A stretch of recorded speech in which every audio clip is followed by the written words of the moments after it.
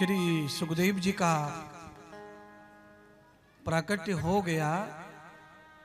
भगवान श्री सूत जी शौनक आदि ऋषियों को भागवत का जन्म कथा सुना रहे हैं। ये पंचम वेद भागवत कैसे प्रकट हुई और इसका प्रचार जन जन तक कैसे आया। तो भगवान सुखदेव जन्म लेकर कहां चले गए, तो कहा यथा धर्मो नियमत सुधाना, जिसके लिए अवतार लिया है वहीं चले गए। भगवान सुखदेव के ऊपर न मोह का न माया का प्रभाव पड़ा। कारण है कि भगवान के कार्यों को करने के लिए जो संसार में आता है उसे भगवान की माया नहीं पकड़ती।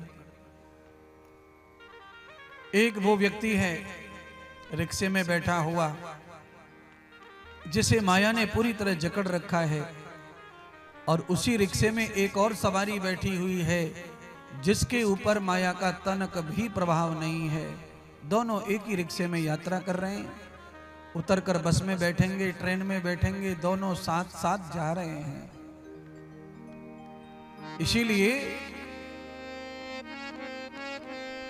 साधु में और संसार में यही फर्क है। देखने में दोनों सरीके लगते हैं।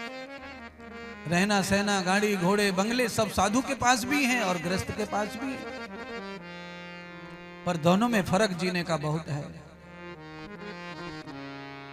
सामान की, पदार्थ की कितनी प्रियता और तृष्णा संसार के लोगों में होती है और साधु में कितनी पाई जाती है।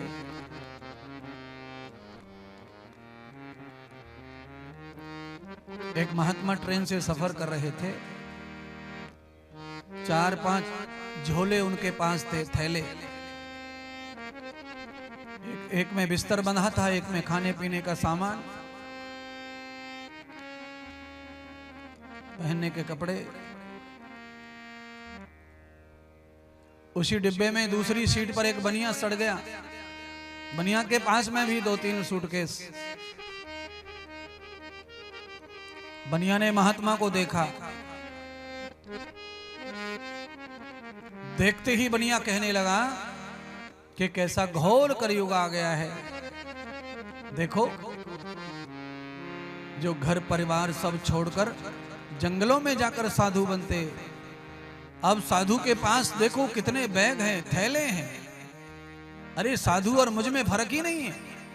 मेरे पास 4 सूटकेस है, साधु के पास भी 4 सूटकेस है, तो काय का साधु है। सेठ जी जो थे वो पड़ोस में बैठी हुई सवारियों से आलोचना साधु की करना शुरू कर दिया। साधु सब सुन रहा था। साधु ने कहा समय आने पर ही जवाब देना ठीक है। ये तो जैसे 1000 मुंह 1000 बात। धीरे धीरे साधु महात्मा ने निश्चय कर लिया कि इसे जवाब तो देना है। स्टेशन आया, गाड़ी को पानी वानी भरना था, ज्यादा देर रुकनी थी गाड़ी। टीटी ने कह दिया यहाँ 20 मिनट गाड़ी रुकेगी, जिनको खाना पीना है वो खा लो।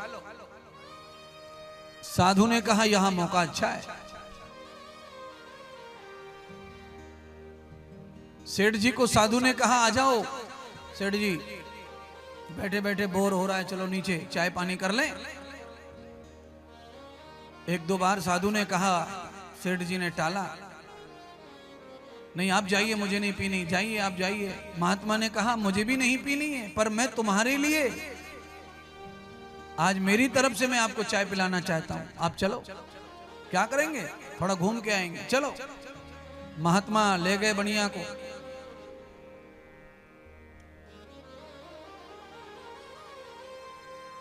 चाय पीना प्रारंभ कर दिया। गाड़ी ने सीटी मार दी, चलने लगी गाड़ी।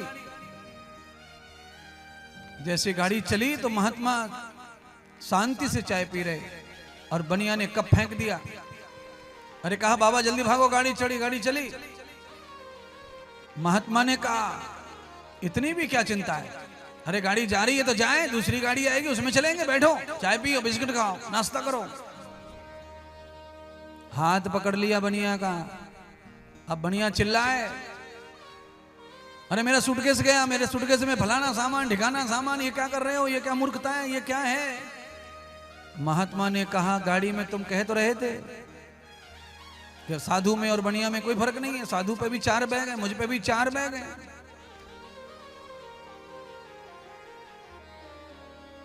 गाड़ी निकल गई, बनिया को जाने नहीं दिया, महात्मा ने पटक लिया। अब तो बनिया माथा पीटे। महात्मा ने बनिया को, सेठ को कहा, हमारे पास में देखने के लिए तुम्हारे जैसे 4 बैग भरे हुए जरूर हैं, पर रेलगाड़ी में मेरे 4 बैग चले गए, मुझे कोई चिंता नहीं है, और तेरे बैग चले गए, तुझे इतनी चिंता है कि तेरा बीपी शुगर सब बढ़ गया। सामान हमारा तुम्हारा बराबर हो, हमारे तुम्हारे घर बराबर हैं, तुमने जो लगाया टाइल्स वो हमने भी लगाई है। फर्क ये नहीं है, फर्क ये है कि उस टाइल्स के कमरे को कब कौन छोड़ने को तैयार है।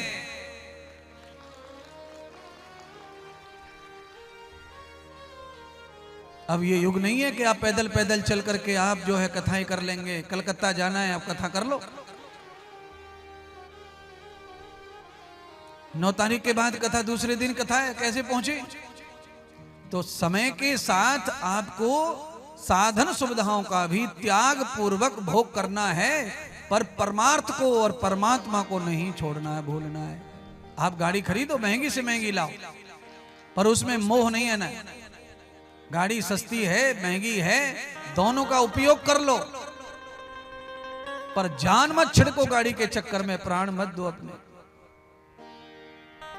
प्राण जाएं तो धर्म के लिए चले जाएं, खुशी खुशी, सामान के लिए नहीं।